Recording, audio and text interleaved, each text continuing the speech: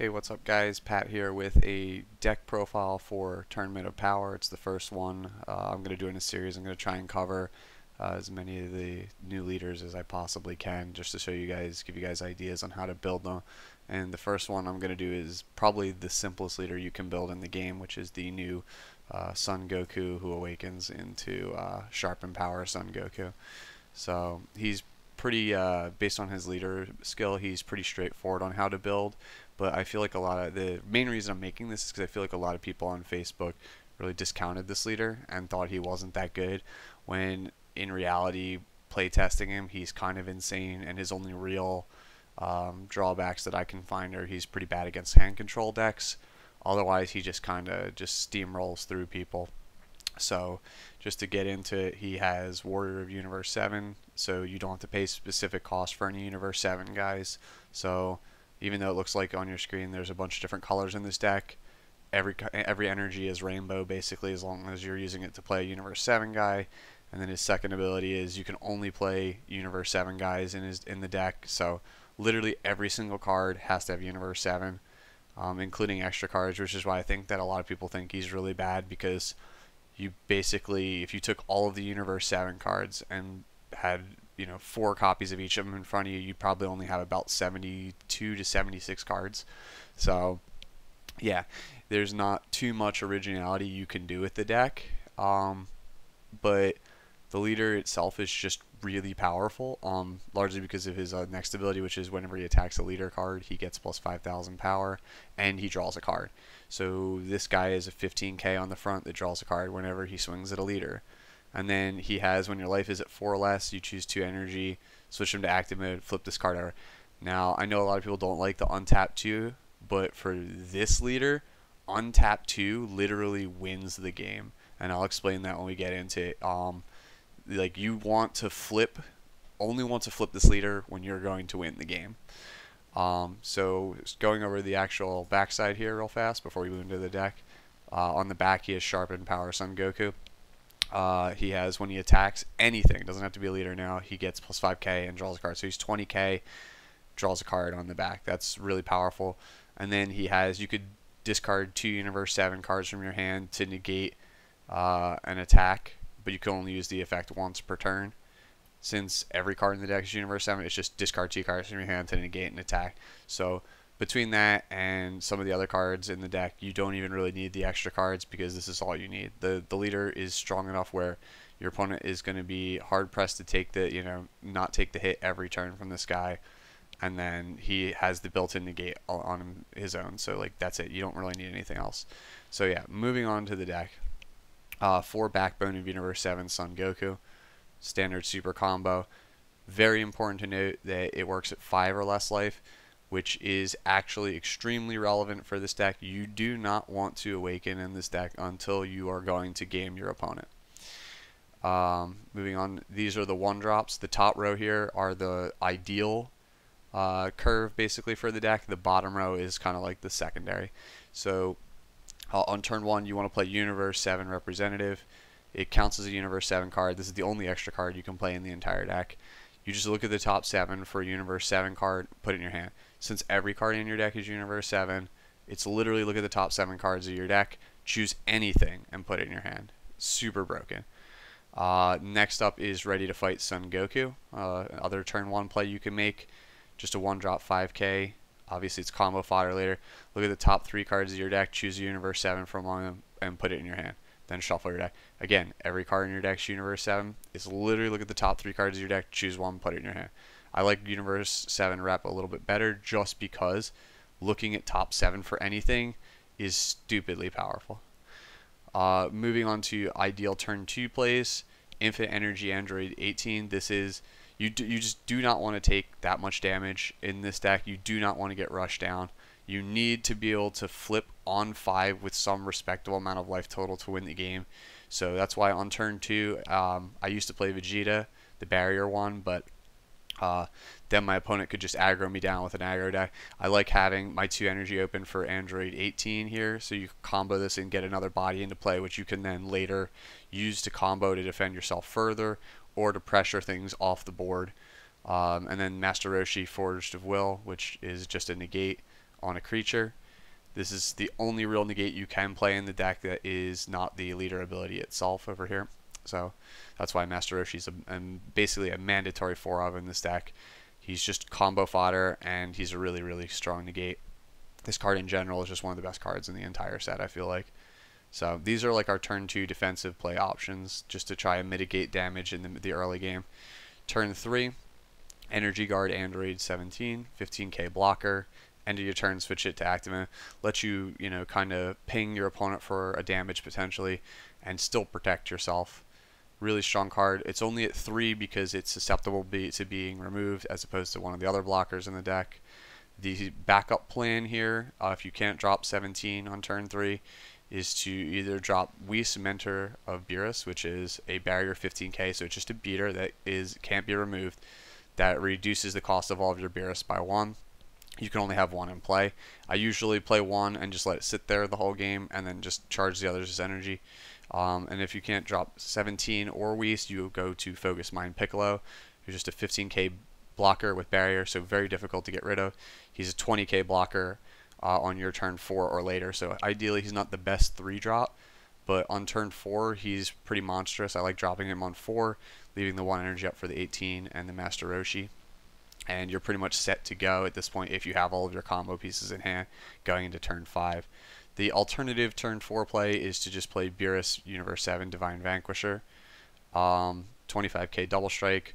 When he attacks, your opponent has to discard 6 costs worth of cards, either in play or from their hand.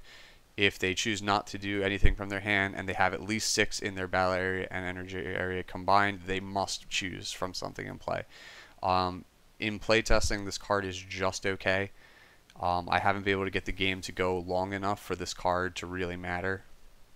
So like, it's usually just a, hey, this card attacks, potentially gets in there for 2 damage, they discard a card. That's like what it is most of the time. It's basically just a 4-drop, 25k double stripe, go tanks. That's basically what it is. It's not really anything special. It's just a really solid card, but it definitely does not, it's not overperforming like I thought it would be. So I could see, if you don't want to play Whis and Beerus, cutting these cards. Next up is Focus Mind Son Gohan. This card, you can stick this on 3.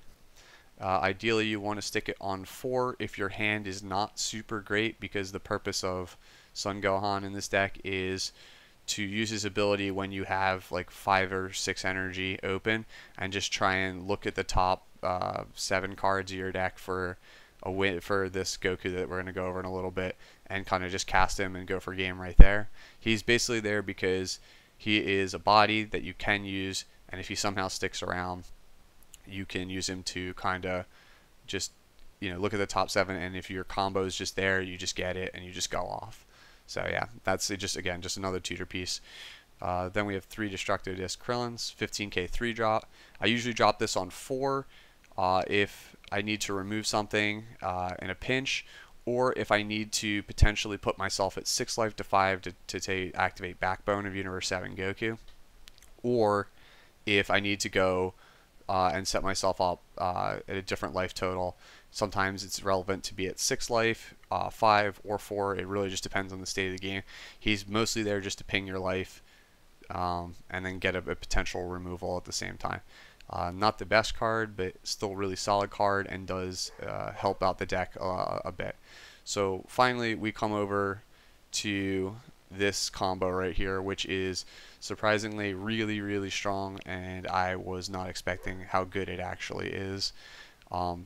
Combined with the fact that this leader has the built-in negate and is so difficult to block every turn, if you can get this guy to your leader to whittle them down and somehow make it to turn 5 and have a respectable hand, you should basically just insta-win. So on turn 5, we have full power Spirit Bomb Son Goku, 25k double strike. When you play this card, you draw a card, choose one of your energy, switch it to active mode. Then you can choose 2 life and add it to your hand to give it plus 10,000 power for the turn. So that is really powerful. It's not once per turn, so it is possible to take yourself from, like, say 5 life to 1 if you're trying to game your opponent just to get the 4 cards in your hand. So the way this works is you want to activate this Goku, bring yourself down so that you are on the unawakened side here, you will awaken this card, untap 2, plus the one from this Spirit Bomb Goku, draw 1 card for playing him, possibly 2 more for activating it once, and then 2 more again for 5 cards total. And then you're going to immediately evolve it into the Great Saiyan Hope over here, Son Goku Hope of Universe 7. So he costs 1, discard 2 cards from your hand, and evolve him over the 5-drop Goku here. And he has triple attack, so he can attack 3 times per turn, and it has critical, and he's 35k. Whenever he attacks, you choose whether your opponent either randomly discards a card from your hand, or you KO any one of their guys that are in play of your choice. It's not their choice. I originally thought it was of their choice, but it is your choice. So how this is going to work is you're going to evolve into this guy, attack, and either kill their best guy or force a card out of their hand. And you can use this Goku whether to attack the one guy and KO another one, so you can 2-for-1 them, or just pick, just go face with the 35 crit and discard a card from their hand.